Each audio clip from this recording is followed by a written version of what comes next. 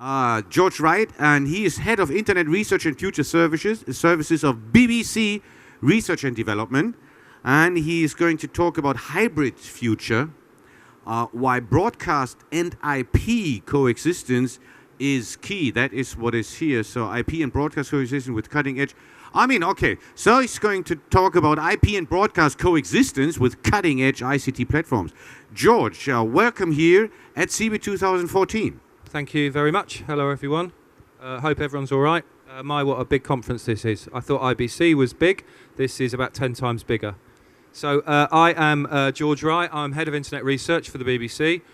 For those of you that don't know, the BBC makes programs like Top Gear and so on, but fundamentally we started out as an engineering organisation. We began as a consortium of radio manufacturers, and then we realised we needed to make programs to test out the radios.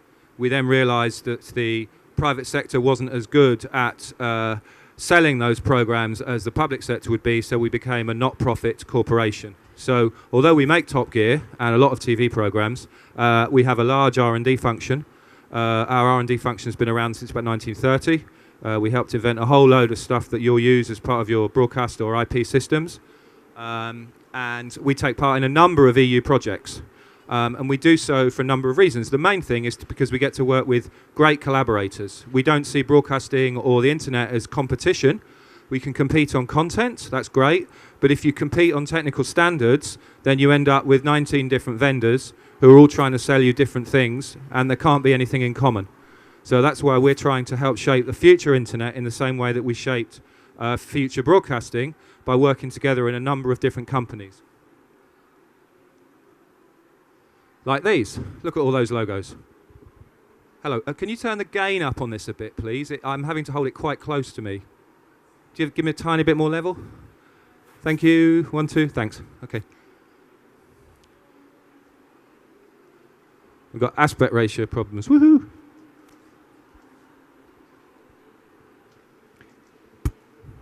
But we can talk about it. I mean, the presentation will be perfect in just 2 seconds, but we can talk about it. Aspect ratio problems are one of the things that we've had to deal with over the many years. In the past, when we sold TV programs to America, they had a different TV standard. So we had a whole load of boxes which existed just to convert standard A to standards B, called standards converters. Eventually, we got standards, and so we could throw all the standards converters in the bin. Hopefully, the next generation internet will be built like the previous one on standards.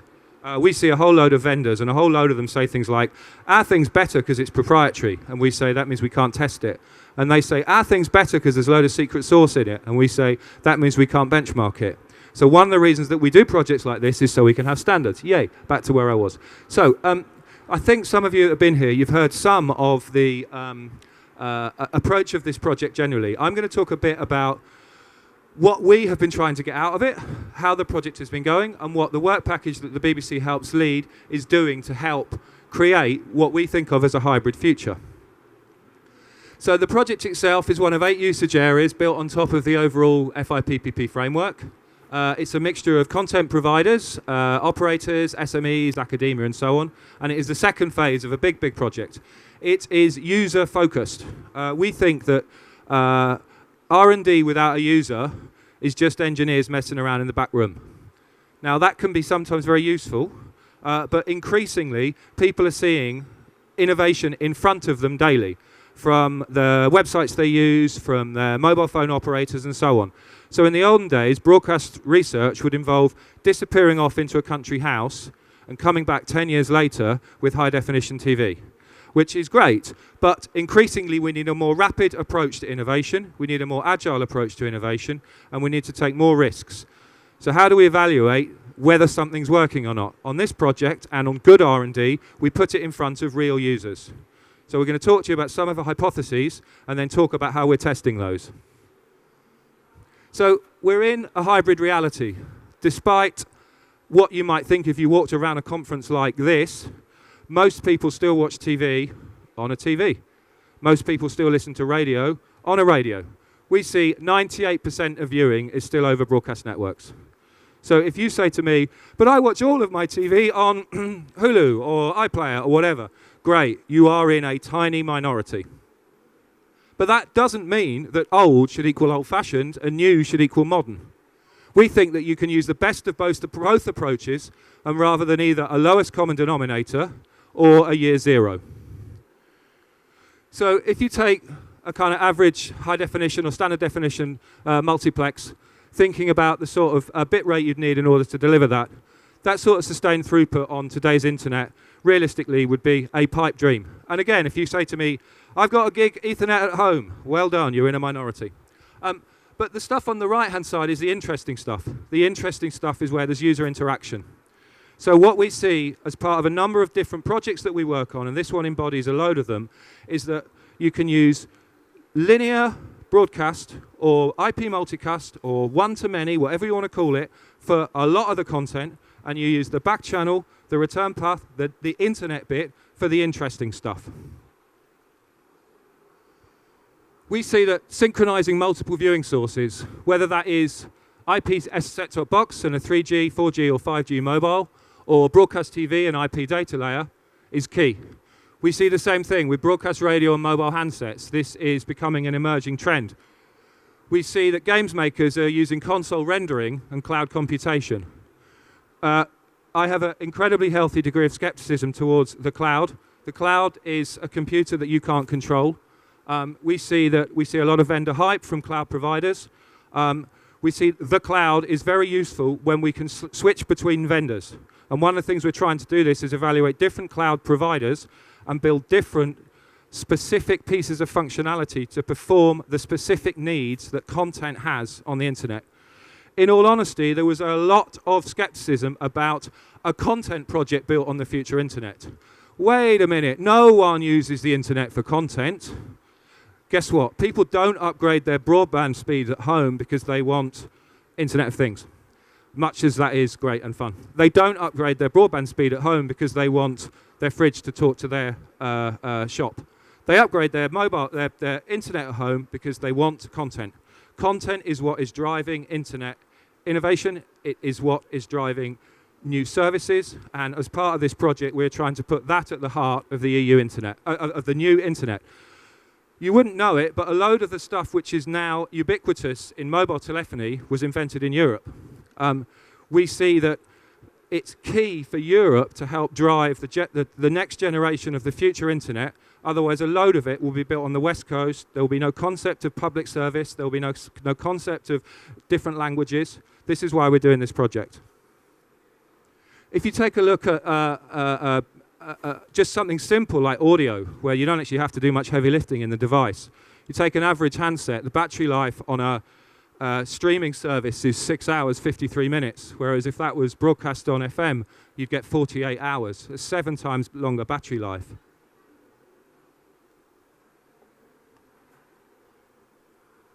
And at some future point, presumably there's going to be lovely no cap in Europe, cross borders. Let's hope. But if we take a look at what the average consumer's mobile data allowance is, it's 500 meg a month. Now, you might say, yay, but I've got 10 gig a month and I've got 4G. Again, you're not that common.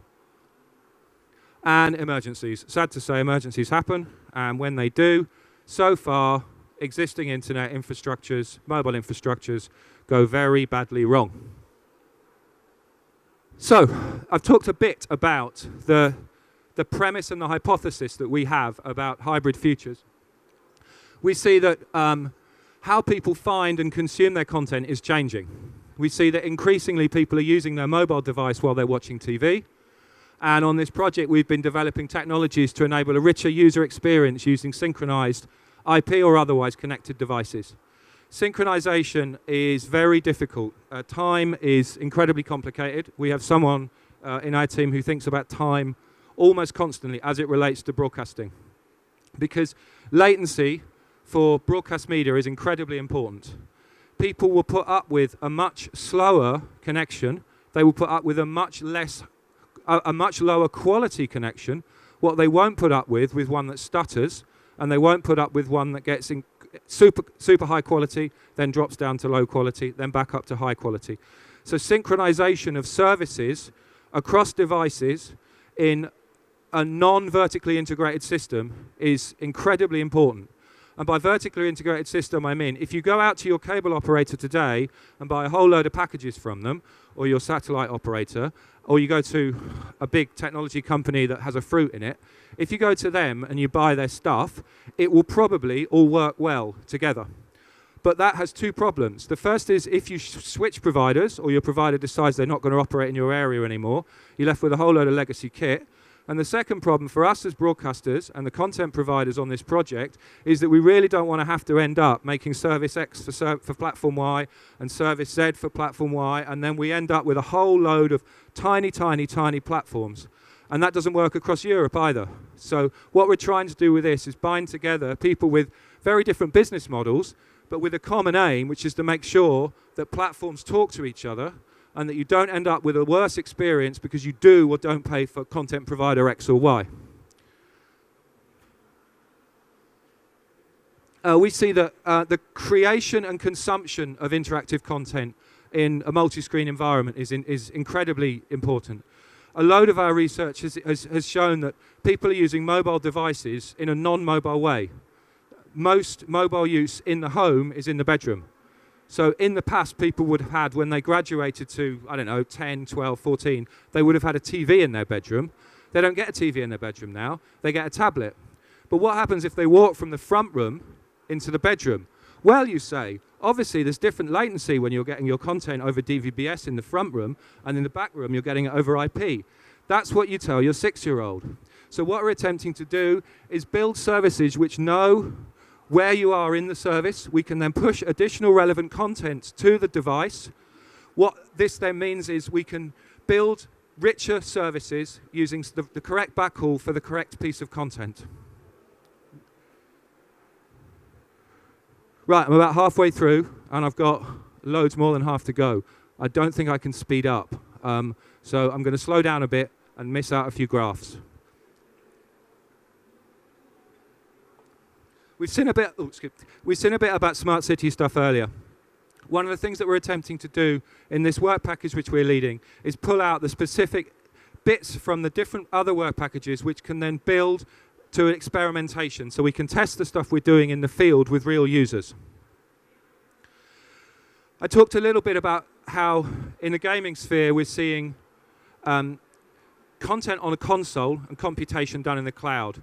With the work that's being done by Disney and ZTH on this and others, we're mixing real-world toys with interesting stuff done in the cloud, and this can allow AR effects, building on some of the core platform that underlines this project.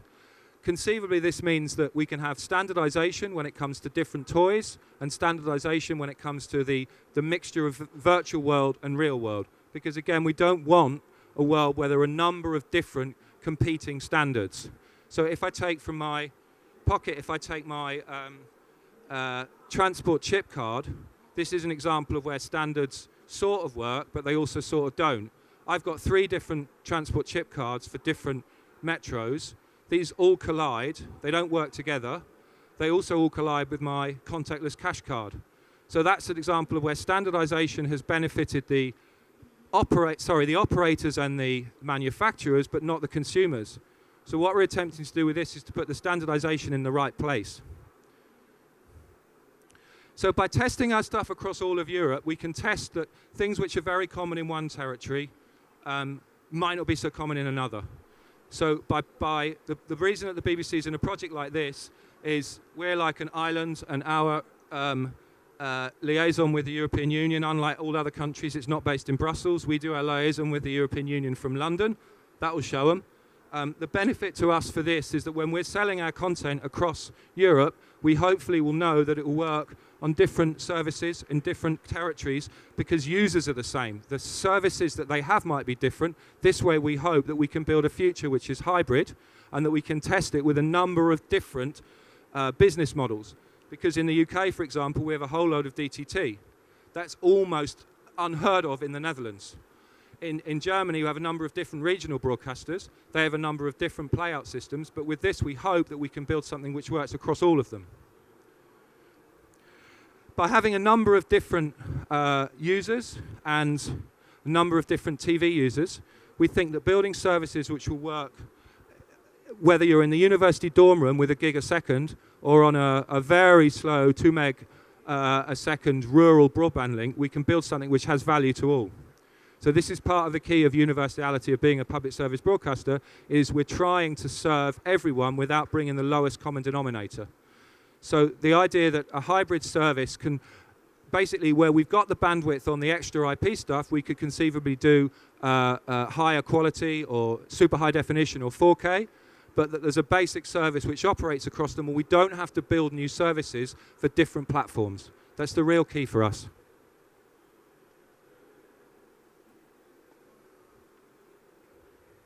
So I took out a whole load of stuff about APIs because I think some of you have seen them earlier. We're attempting to build an open platform which people can pitch for to build on, or they can take and run themselves. So there's a whole load of stuff which the BBC's contribute to this, which is free and open source software. It's called the TV application layer. It's what we use in the UK. It's what we use to make sure that for Smart TV vendor Y, we don't have to make a different service to Smart TV vendor X. So of course they always tell us, just tweak your thing a little bit because our wonderful TV does this in a slightly different way. And in the past we've seen that, and when we've seen that TV's been deprecated, and we've ended up with a platform which runs on a TV which isn't supported anymore. So by contributing software as free and open source to this, we hope that we'll develop a platform here which will last beyond the life cycle of the project. We see that as well as doing this, it lowers the barrier to entry for new SMEs that might want to get involved. As someone that works in a large bureaucracy with 28,000 employees, the level of bureaucracy that in the past there's been in some projects has been a real barrier to entry. We see that as part of this, hopefully, we can help and reach out to SMEs and reach out to other content providers, and we can make it easier to get involved and to build on the stuff that we've been doing as part of this bigger project. So we hope that this will enable people to develop innovative applications and services and boost their business. And that this is something that, you know, the BBC, we've been doing broadcasting for a long time, but all of this stuff is still new for us. And a number of our other partners on this project, we've been doing this for a while, but getting to grips with a more agile world, with a more agile ecosystem, is something which is essential, if difficult, to transition to. And that's what we've been trying to do, and that's what we're doing on this project. So, I spoke too quickly, and I had trouble keeping up with myself, so I hope you did. And I'm always impressed at people that can follow relatively technical or complex things in anything other than English. So, vielen Dank. So, I think that's it from me. Yes, it is. Here's our websites. That's me. Has anyone got any questions?